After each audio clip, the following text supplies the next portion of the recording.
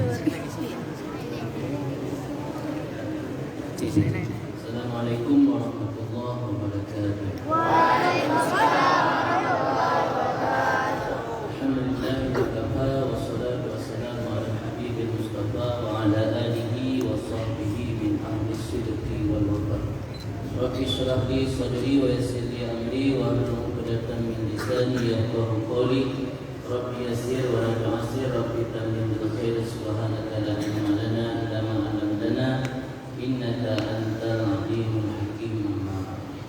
Yang saya hormati Habib kami sebagai Habibul Muhammad Salam Al-Aziziyah dan seluruh dewan guru yang bertugas di daerah yang barakah ini, dan juga kepada seluruh adik-adik santri yang kami cintai, dan juga kepada para orang tua kami, jamaah pengajian mingguan atau jamaah pengajian setiap malam waktu, dan seluruh hadirin dan hadirat, mudah-mudahan selalu dalam rahmat Allah dan ridha-Nya. Pada malam yang berbahagia ini, dalam rangka silaturahmi, karena pengajian ini sifatnya dadakan, jadi tidak ada tema khusus.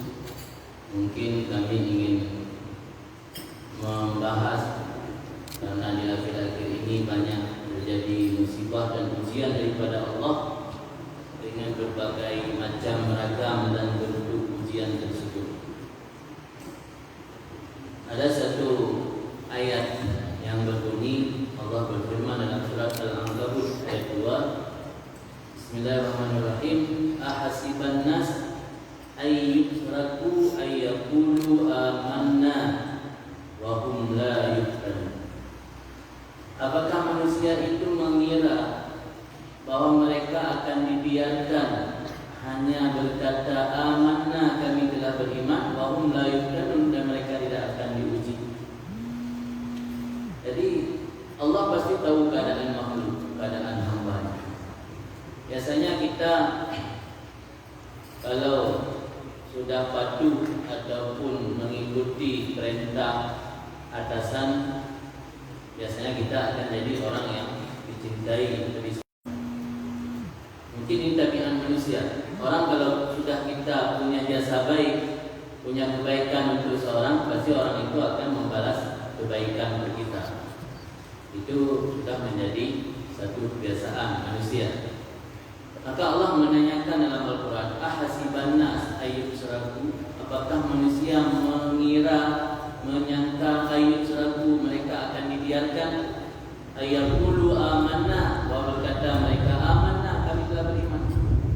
Orang sudah beriman, sudah percaya adanya Allah, percaya adanya yundar kaifa syukur au yubtala bi baliyatin liyundar kaifa sabr. Tidak ada manusia, satu manusia pun kecuali pasti dapat ujian. Ujian bentuknya ada dua macam. Ada yang bentuk ujian afiat, diberikan afiat Allah untuk melihat bagaimana dia bersyukur terhadap afiat tersebut. Adapun bentuk ujian diberikan baliyah, kesabaran, adapun malapetaka, untuk dilihat bagaimana kesabaran. Dalam hidup ini kita tak luput daripada yang namanya ujian.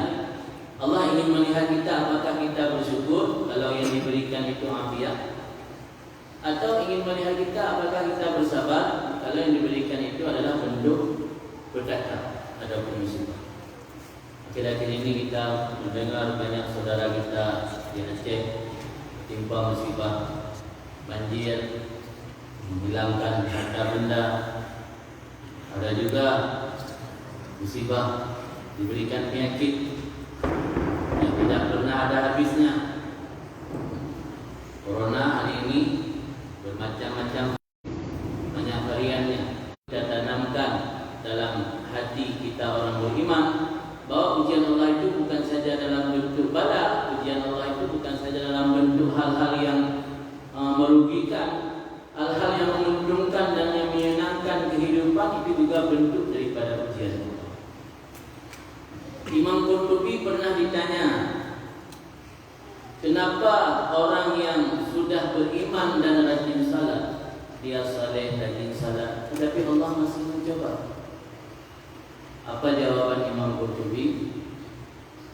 Jawaban daripada Imam Qurtubi yaitu liyatabayyana baina shadiq minhum wal kadzib.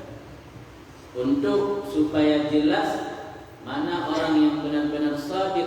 Makna shadiq orang yang tulus dalam beribadat kepada Allah dengan orang yang kadzib. Kadzib itu kalau zaman masa-masa kampanye biasa istilah kerennya pencitraan. Pencitraan itu istilah keren.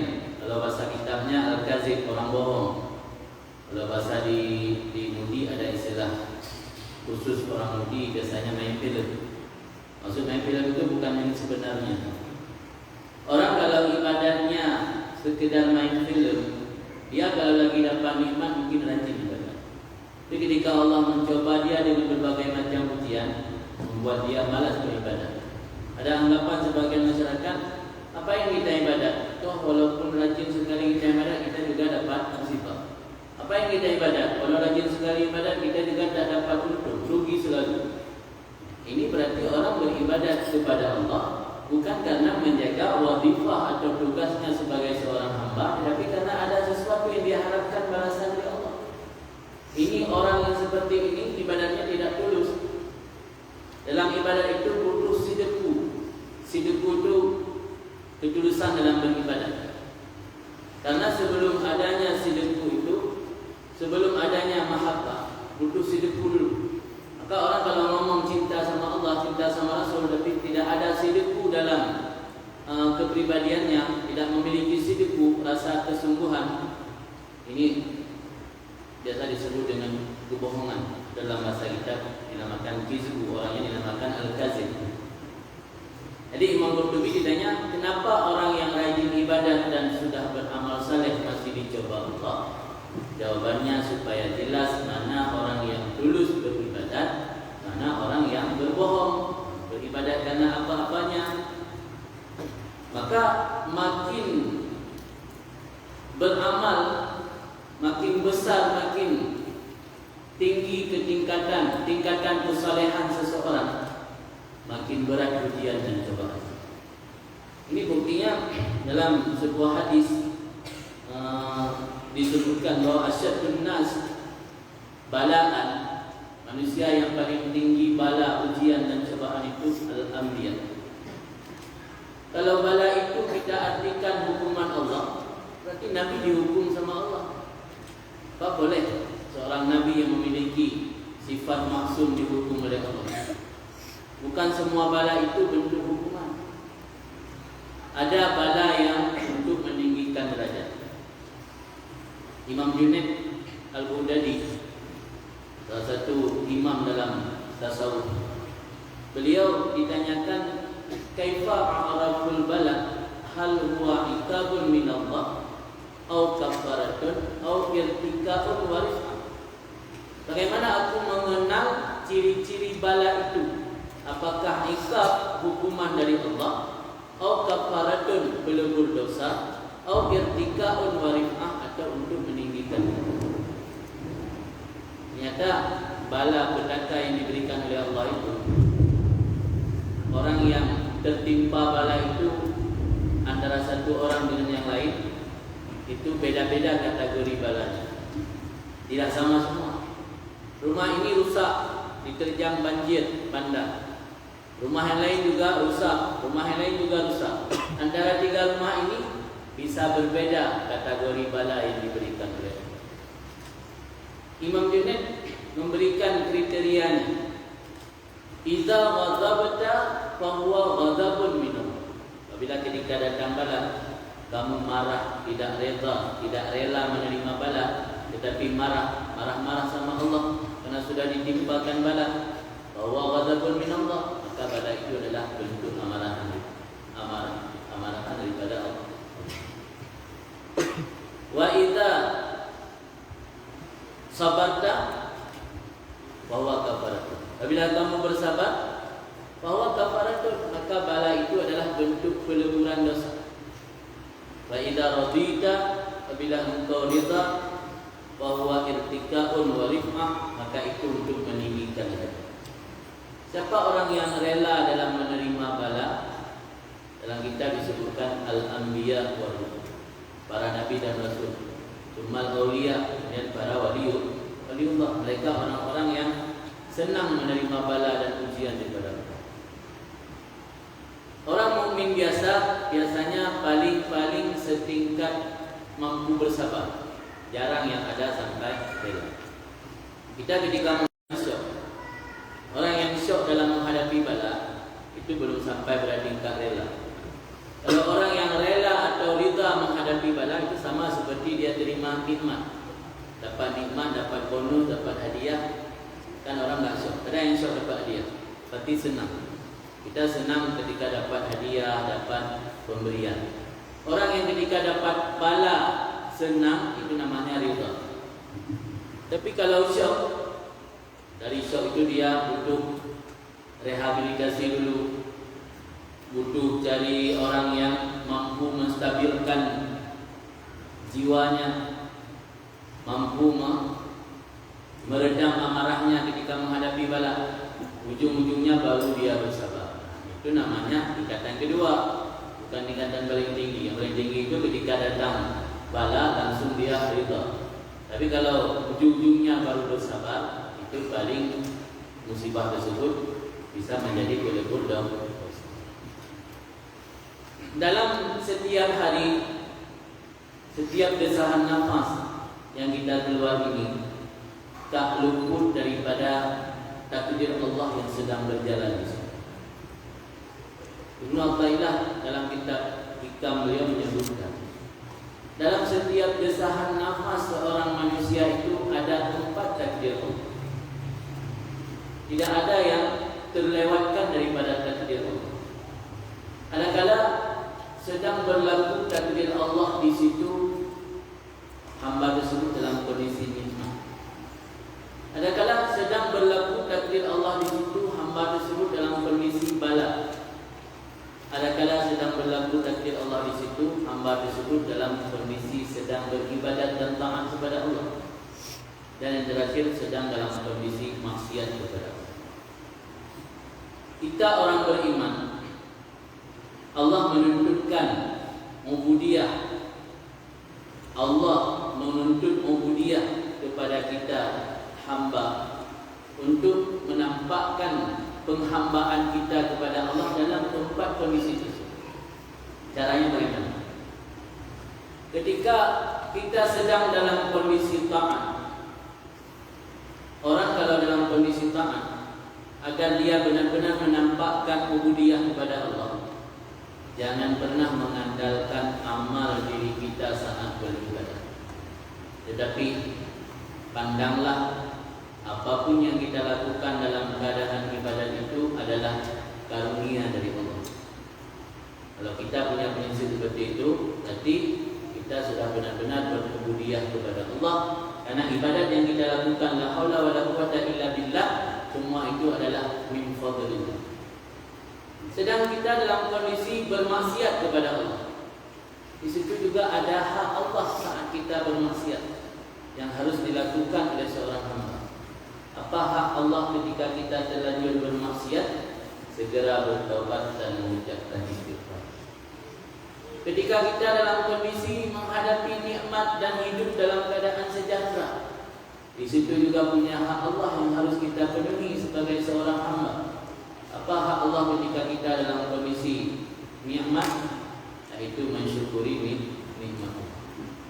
Dan begitu juga ketika kita sedang menghadapi bala dan ujian cobaan, ada hak Allah yang dituntut kepada kita, yaitu kita bersabar. Bila seorang hamba mampu melakukan keempat-empat ini, saat dalam kondisi taat dia menganggap bahwa itu adalah fadlullah, karunia dari Allah. Saat dalam maksiat dia segera bertobat dan istighfar. Saat dalam bala dia bersabar, saat dalam nikmat dia bersyukur, maka hamba tersebut telah melaksanakan tugas-tugasnya sebagai seorang hamba secara sempurna.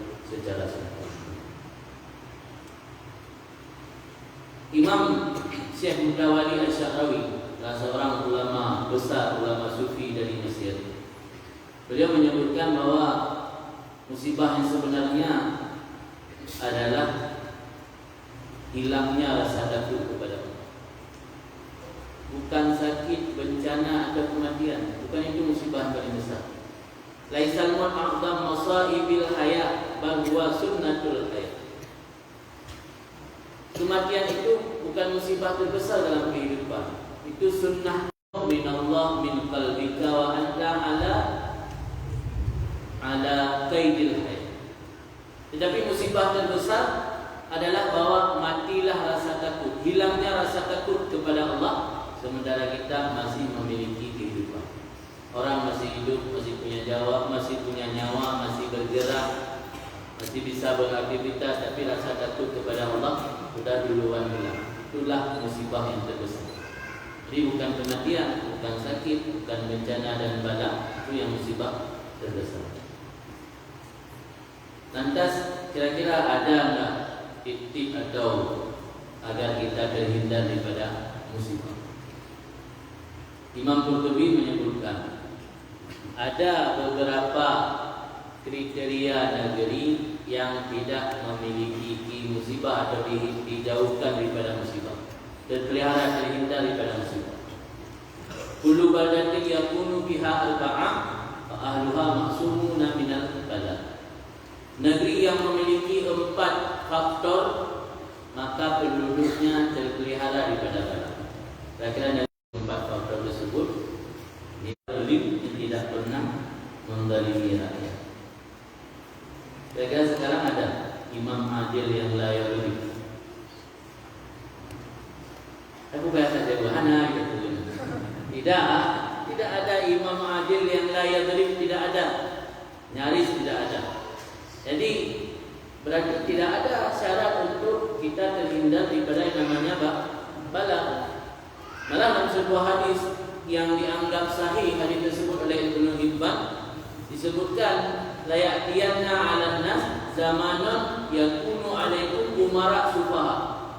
Pasti akan datang satu masa di mana dalam masa tersebut yang memimpin kamu itu umara sufaha, pemimpin-pemimpin yang bodoh. Yukadimuna syiraran nas, mereka mengutamakan orang-orang yang jahat. Orang-orang diangkat ke wakil, diangkat ke perpanjang tangannya, diangkat yang jadi perpanjangan tangannya para menteri, para pejabat adalah syiraran nas, orang-orang yang buruk, orang-orang yang jahat. Wa yudhiruna bi khiyarihim, dan mereka menampakkan kepada orang bahwa mereka lah orang terpilih. Artinya Nabi menyebutkan dalam hadis tersebut akan datang satu masa pemimpin kita adalah orang-orang bodoh yang mereka utamakan adalah orang-orang yang jahat, seolah-olah dinampakkan pada masyarakat bahwa mereka orang jahat itulah orang-orang terbaik, padahal bukan orang-orang terbaik. Jadi syarat pertama agar negeri terhindar daripada bala, imamun adilun la yadlil. Sekarang bisa kita katakan nyaris tidak. Yang kedua, alimun ala sabilil huda, orang yang berilmu ala sabilil huda. Mana ala sabilil huda? Orang berilmu yang tujuannya untuk memberi hidayah. Orang berilmu yang tujuannya untuk memberi hidayah kepada umat. Sekarang banyak orang alim karena demi menyenangkan tetangga, menyenangkan kerabat, menyenangkan kawan dekat, kadang-kadang kita tidak pernah memberi hidayah untuk umat. Lebih banyak diam. Lurung alim, kadang-kadang ustaz punya ilmu, kiai punya ilmu, tapi maksiat di depan mata dia tidak berani mencegah. Jadi alimun ala sabilil huda, bukan alimun saja, tapi ala sabilil huda, orang punya ilmu tetapi ala sabilil huda, memberi hidayah kepada orang lain. Bukan malah mendiamkan, kemungkaran di mana-mana didiamkan. Baiklah kita diamkan, bisa terlepas kita dengan Allah bila kita mencegah kemungkaran, menimbulkan bahaya besar bagi kita sendiri. Tapi kita perlu kesadaran bahwa dengan sebab kita tidak memberi hidayah, berarti itu menjadi salah satu penyebab hilangnya syarat-syarat untuk penduduk sebuah negeri aman daripada bala.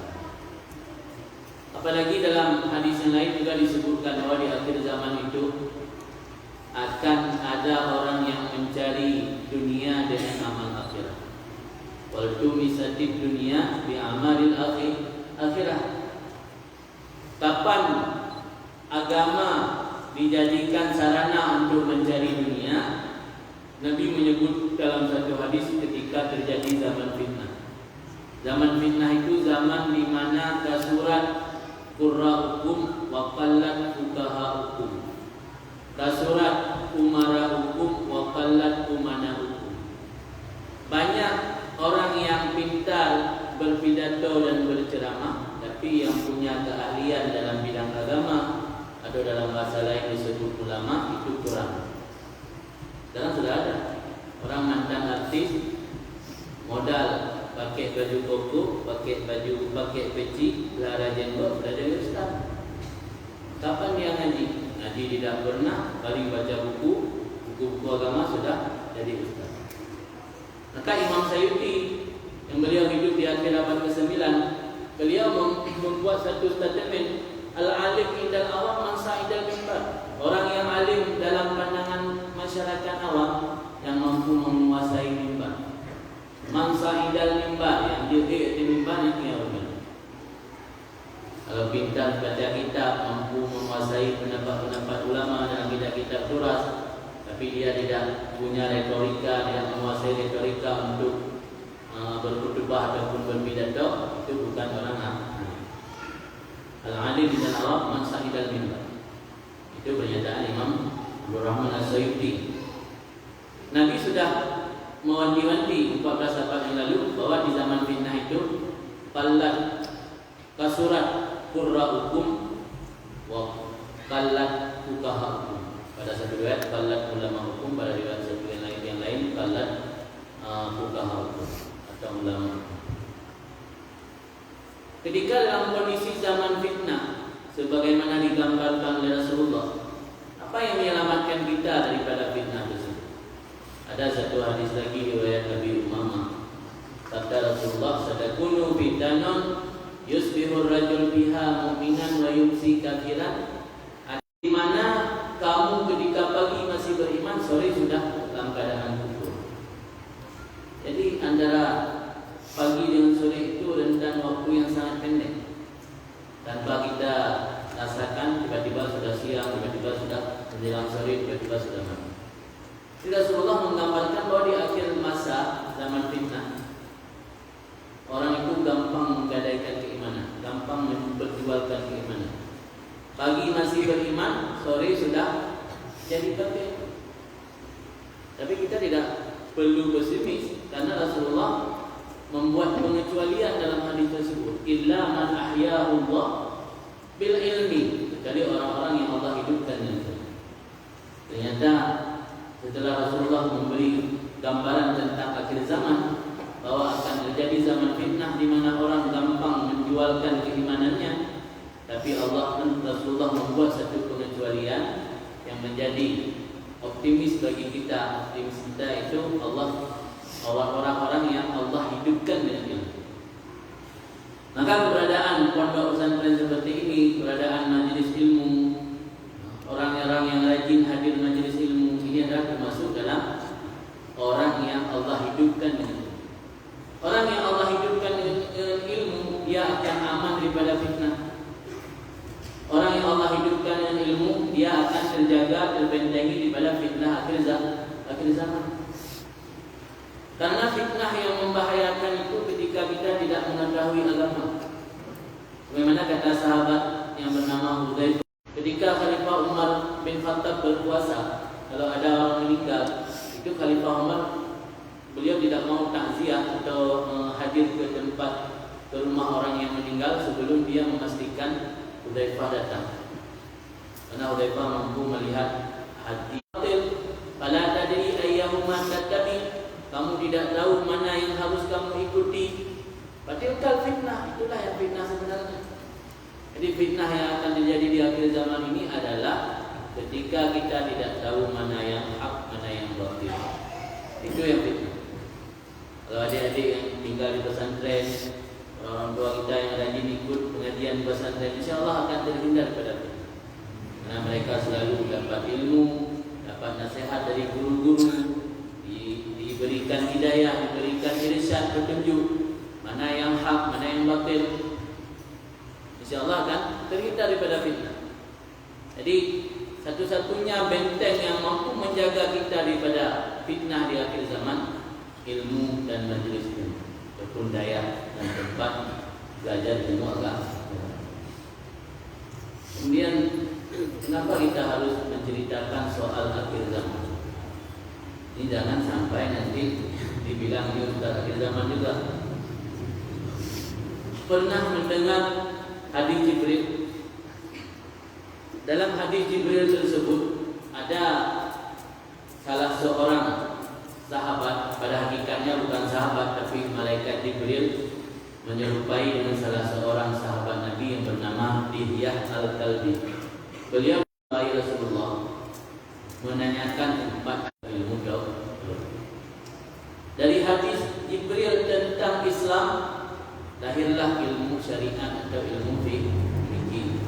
Dari hadis Jibril tentang ihsan lahirlah ilmu tasawuf atau akhlak. Ada satu pertanyaan yang terakhir, pertanyaan tentang kiamat. Fa'akhbirni anis sa'ah. Coba cerita oleh Muhammad tentang sa'ah, tentang kiamat. Rasul tidak mau menceritakan. Rasul mengatakan bahwa orang yang ditanya itu sama juga seperti yang menanyakan, sama-sama tidak tahu. Akhirnya malaikat Jibril menanyakan tentang tanda-tanda kiamat.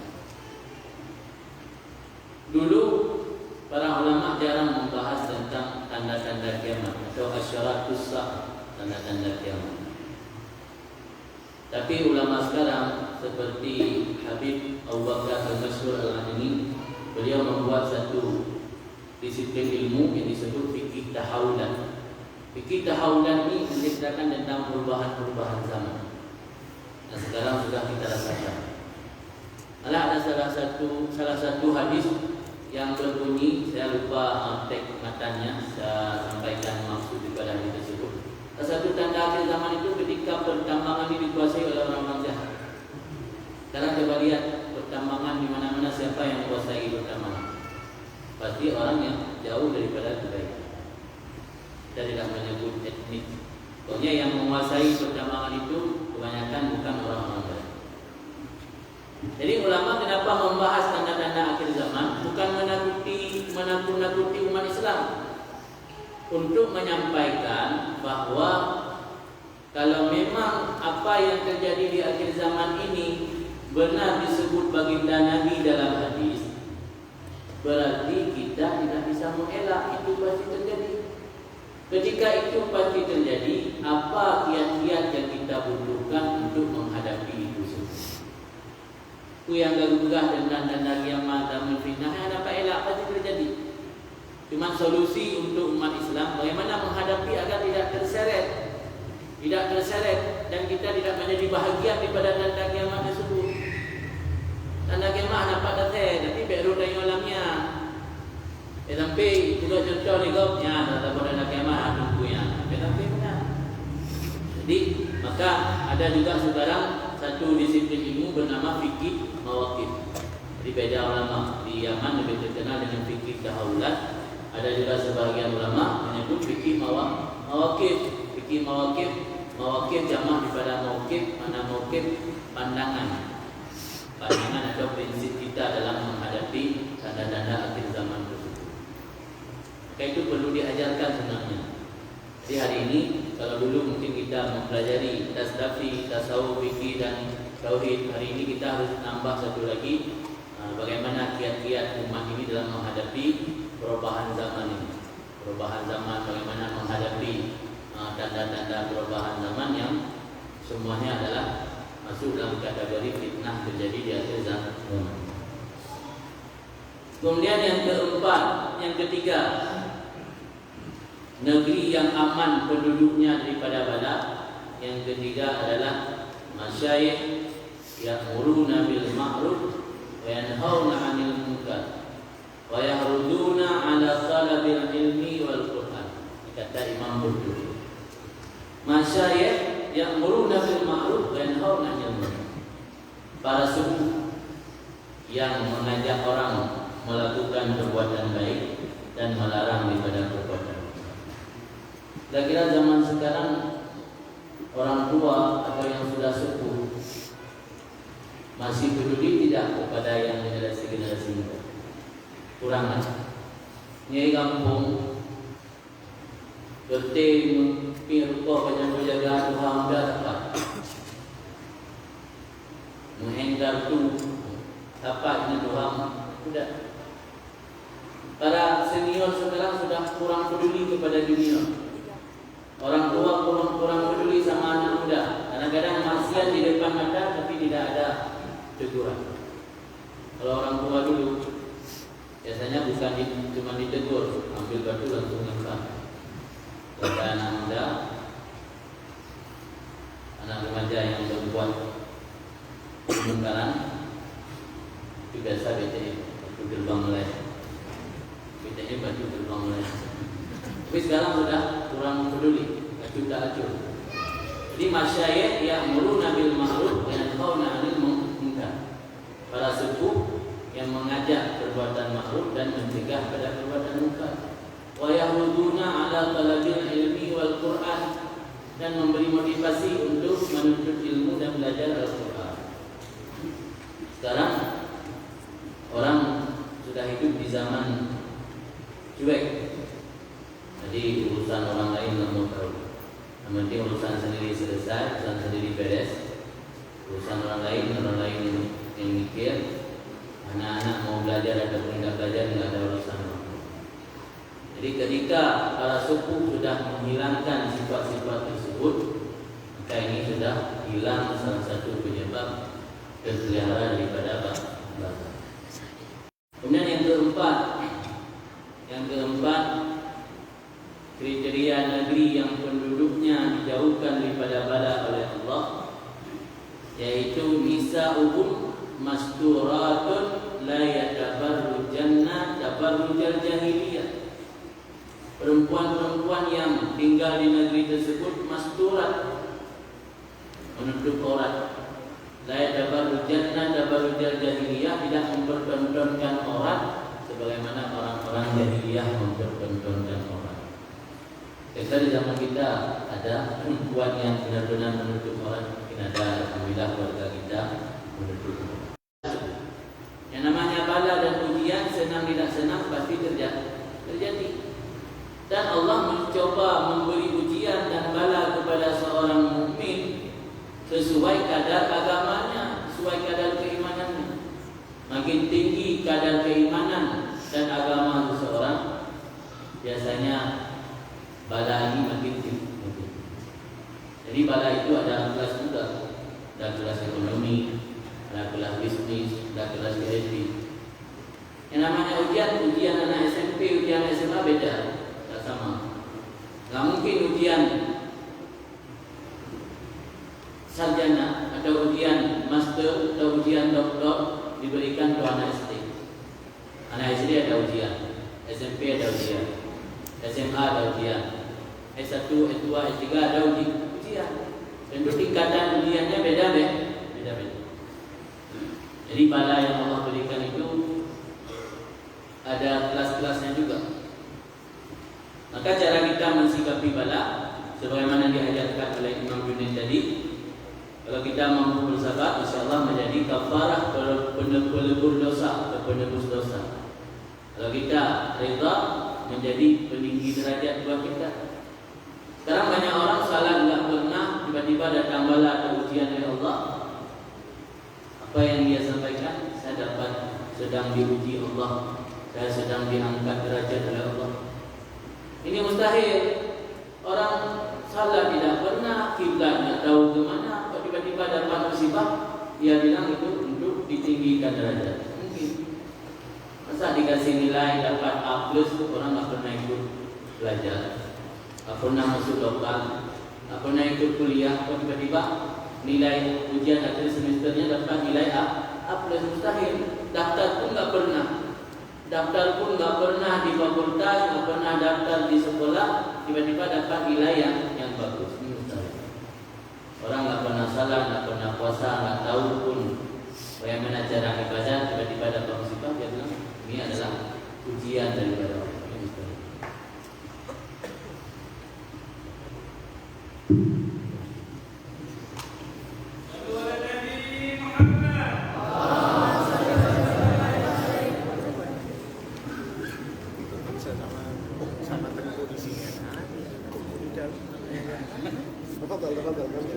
Ini lagi nih. Insyaallah. Ini saya udah grogi nih, nggak berani lagi. Nggak ada sahih Medan, saya Sumatera Utara. Astagfir.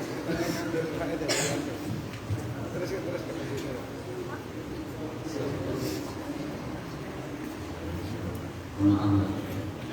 Akan terjadi satu masa di mana dalam hal tersebut disebutkan sanawatun khadda'atun. Jadi tahun-tahun yang penuh tipuan, yang dalam tahun tersebut yusaddiqu fiha al-kazib, orang yang dusta dibenarkan, wa yukadzdzatu fiha as-shadiq, dan orang yang benar didustakan. Sekarang sudah nampak di mata kita, orang jujur tidak lagi dipercaya, malah orang yang tidak memiliki kejujuran, berbohong itu yang sangat dipercaya sekarang. Ayat zaman dia al-khain, orang yang berkhianat diberi kepercayaan. Inilah zaman yang kita hadapi sekarang. Yang menyelamatkan kita daripada semua itu adalah ilmu pengetahuan. Maka perlu melestarikan majelis-majelis ilmu yang seperti pada malam ini, majelis-majelis ilmu pondok pesantren atau daerah-daerah. Ini perlu kita dukung, kita bantu bersama demi terhindarnya kita daripada fitnah yang terjadi di akhir zaman. Yang benteng salah satunya adalah ilmu. Sebagaimana Nabiullah bersabda dalam hadis yang saya bacakan tadi, illa man ahya'allah bil ilm, orang-orang yang Allah hidupkan dengan ilmu. Kenapa pentingnya ilmu? Pertama, Imam Ghazali menyebutkan dalam kitab Ihya Ulumuddin bahwa ilmu adalah karakter asli manusia. Imam Ghazali membuat analogi atau perbandingan. Kalau manusia ini ingin mengandalkan kekuatan membawa barang, kita bisa kalah dengan yang namanya unta. Unta itu sanggup melakukan perjalanan sampai 50 kilo sehari dengan membawa beban 500 kg atau setengah ton. Manusia kira-kira ada nggak yang sanggup bawa beban sampai setengah ton, bawa beban setengah ton? 100 kilo saja kita sudah tidak sanggup membawa padi satu goni. Setelah kita panen di sawah, bawa angkut padi satu goni yang beratnya 50 kilo, itu pasti kita nggak sanggup. Kemudian Imam Ghazali juga menyebutkan manusia kalau mengandalkan keberanian dia akan kalah dengan asad. Manusia paling berani manusia pasti punya pikiran, dia akan berpikir, hari ini saya bunuh anak orang, besok orang bunuh saya. Hari ini saya bunuh orang dan dia punya anak yatim, besok orang bunuh saya, anak saya bagaimana nasibnya? Kalau binatang dia enggak, asad yang namanya asad, harimau ataupun singa, dia tidak banyak berpikir, dia tidak punya pikiran. Seberani-beraninya manusia pasti lebih berani harimau. Kalau manusia mengandalkan, misalnya mengandalkan makan, kita akan kalah dengan lembu. Karena lembu yang punya bobot berat badan 200 kilo, dia butuh rumput 20 kilo berat. Ini disebutkan pernah saya baca di internet. Lembu yang 200 kilo bobot berat badannya butuh rumput 20 kilo berat. Saya kira manusia yang berat badan 80 kilo ada tidak makan nasi 8 kilo saja. Pasti kita kalah dengan lembu.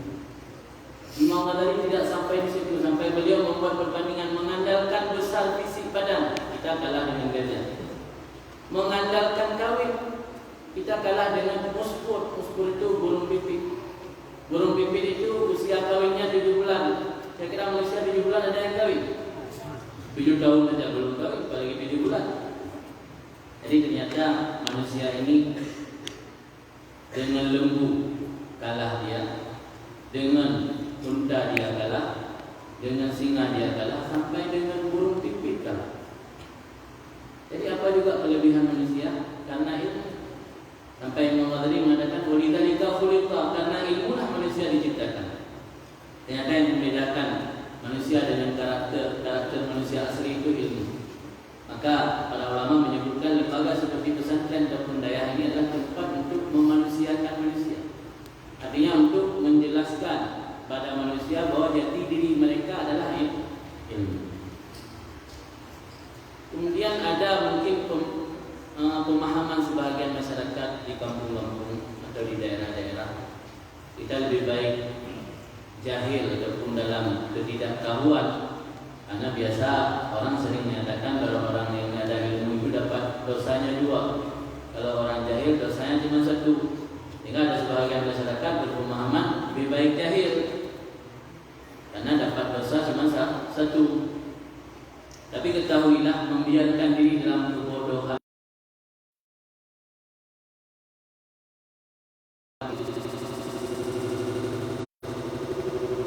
dulu, membiarkan diri daripada ketidaktahuan dan ta'allum min kabirah. Tentu saja ta'allum di situ ta'allum yang sifatnya fardu ain. Membiarkan diri tidak tahu ilmu-ilmu yang fardu ain termasuk kabirah, dosa besar. Dalam fikih disebutkan ada jahil ma'dzur. Jahil ma'dzur, jahil yang dimaafkan. Tapi ketahuilah bahwa jahil ma'dzur itu punya 2 kategori. Pertama, man nasya'a ba'idan 'anil ulama. Yang kedua, man qaruba ahduhu minal Islam.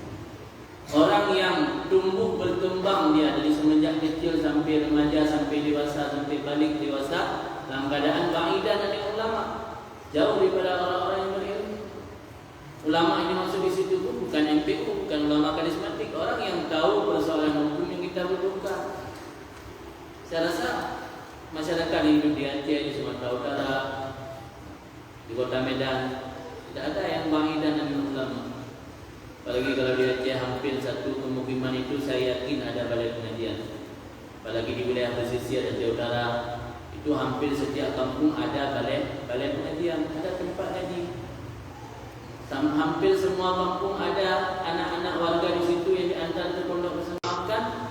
Mangkaruba ahduhu minal Islam, orang yang masanya hampir daripada Islam alias mu'allaf, baru masuk Islam. Kita dalam ruangan ini tidak ada yang tahu.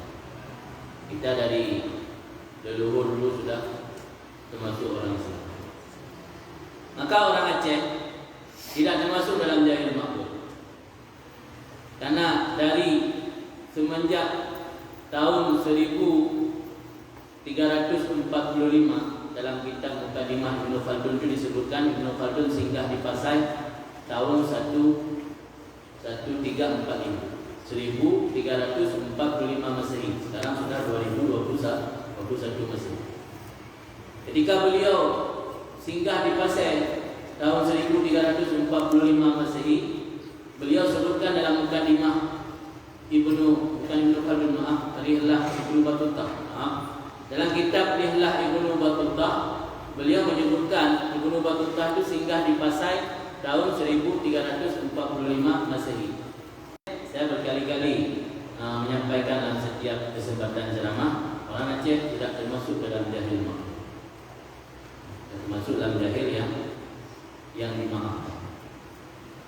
Maka karena itu inilah penting menjaga ilmu, majelis ilmu dan daya ataupun pondok pesantren, karena ini adalah benteng terakhir untuk menjaga umat daripada zaman fitnah. Jadi saya dari kebetulan kuliah.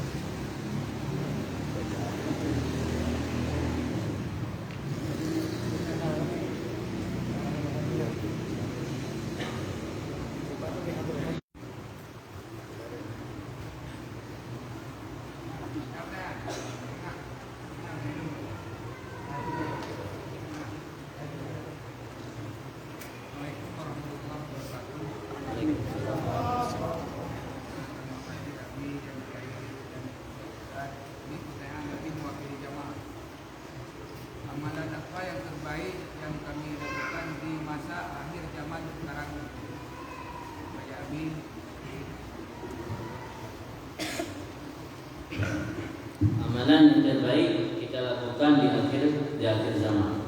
Pertama tadi dalam hadis riwayat Abi Umamah, Rasulullah menyebutkan illa man ahya Allah bil ilmi, orang yang Allah hidupkan dengan ilmu. Dan ada riwayat lain yang Nabi menceritakan tentang kondisi para sahabat di masa beliau, yang Nabi menyebut dalam hadis tersebut al-amal fiha khairun min ilmi. Tapi kamu akan hidup di satu zaman yang al-ilmu fiha khairun minal amal. Jadi masa sekarang memang benteng yang terbaik untuk menjaga kita itu adalah mengamalkan ilmu. Itu yang pertama.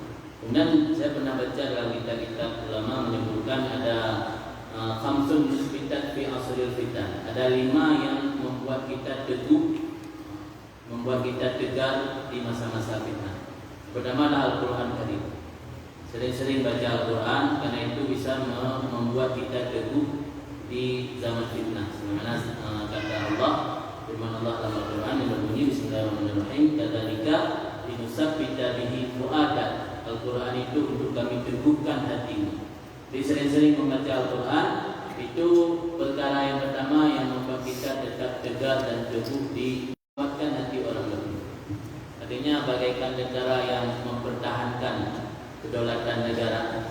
Membaca cerita orang-orang saleh itu juga menjadi tentara dalam hati kita untuk menguatkan hati kita agar kita dijauhkan Allah daripada fitnah terjadi di akhir zaman.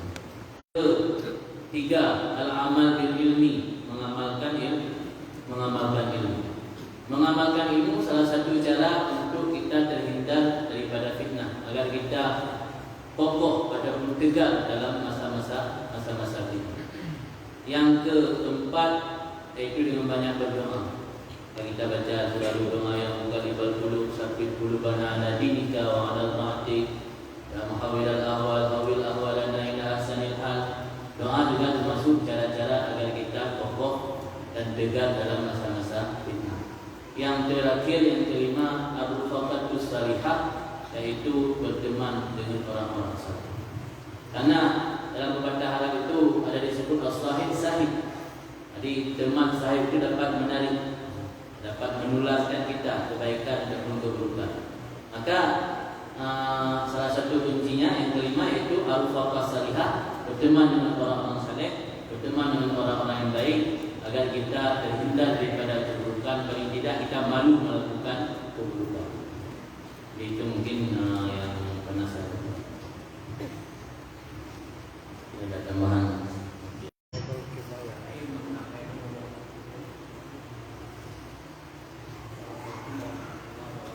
Waalaikumsalam.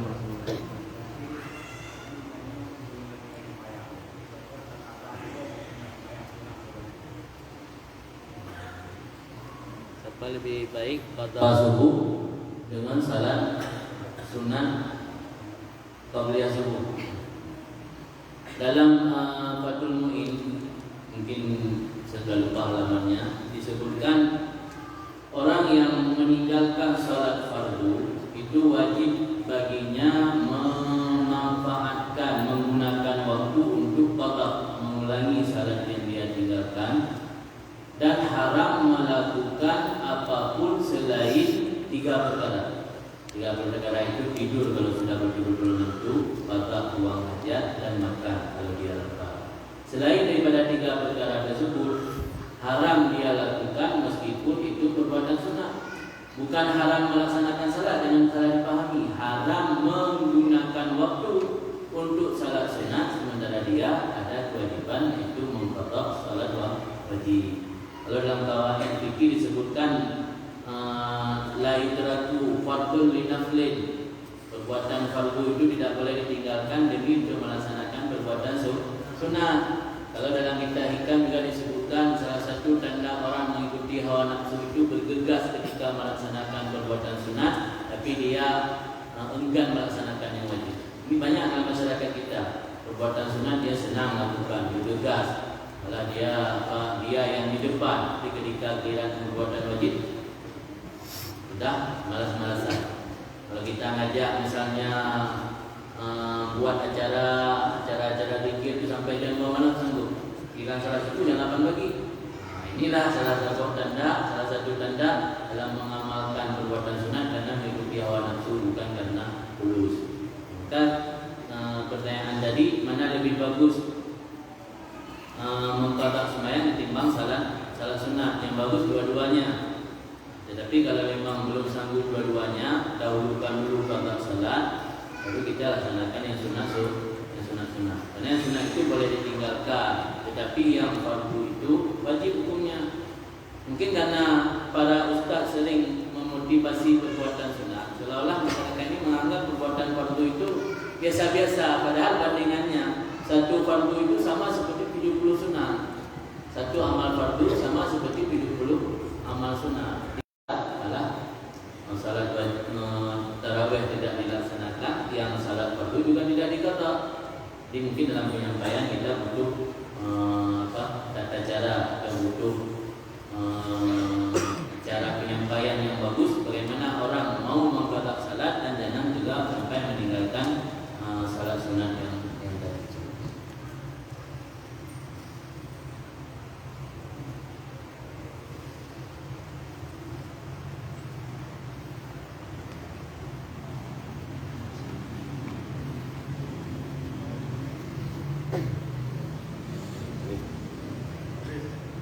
Lagi ya bicara tentang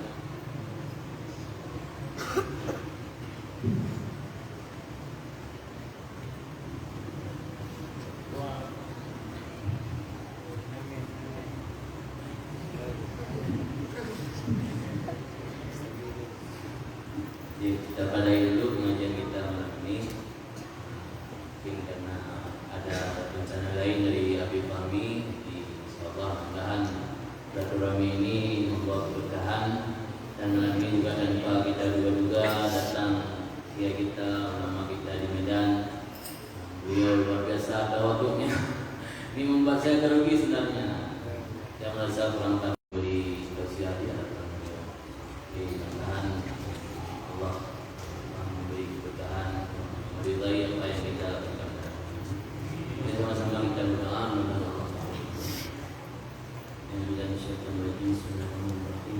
Alhamdulillahirabbil alamin, hamdan yuwaffi ni'amahu wa yukafi mazidah. Amin. Rabbana lakal hamdu kama yanbaghi li jalali wajhikal karim wa 'azimi sultanik. Amin. Wa salli wa sallim ala sayyidina Muhammadin wa ala alihi wa sahbihi ajma'in. Amin. Allahumma inna nas'aluka ridhaka wal jannata wa na'udzu bika min sakhatika wan nar. Amin. Allahumma innaka 'afuwwun karimun halimun tuhibbul 'afwa fa'fu 'anna ya karim. Amin. Allahumma ighfir lana dhunubana wa dhunuba walidina warhamhuma kama rabbawna shighara. Amin.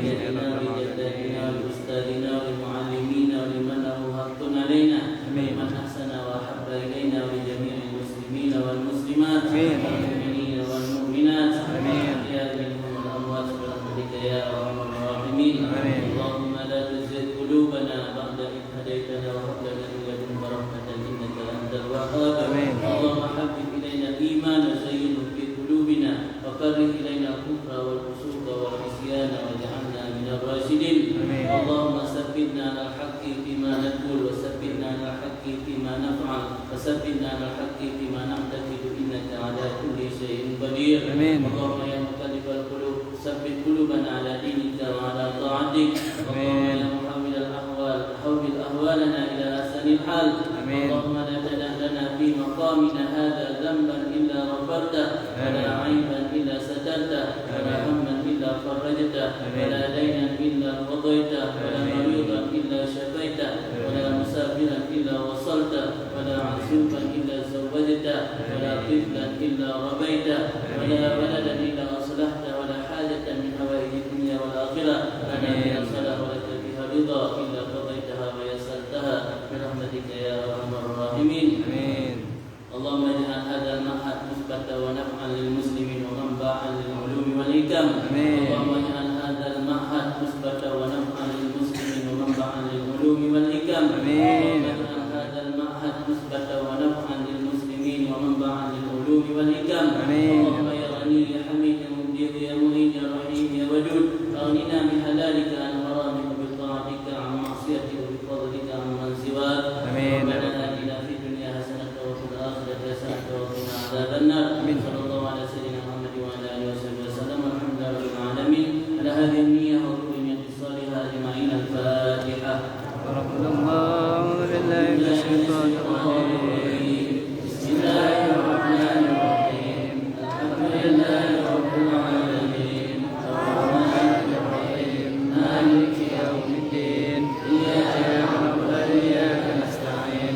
اهدنا الصراط المستقيم